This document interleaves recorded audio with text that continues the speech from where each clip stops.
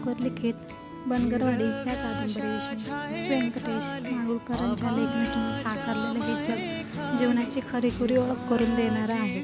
बनगरवाडी हे एक अस्सल ग्रामीण खेडेगाव. धनगर लोकांच्या 30 ते 35 घरं असलेल्या गावी एका तरुण शिक्षकाची नेमणूक होती.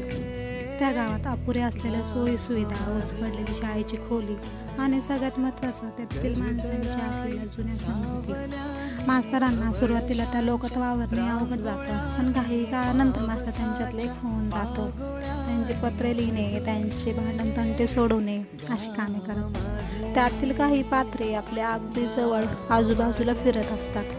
गावात सगळं व्यवस्थित चालू असताना निसर्ग साथ देत नाही. गावात भयान दुष्काळ पडतो आणि त्यामुळे तेथील लोकजीवनावर होणारे परिणाम हे अतिशय वाईट.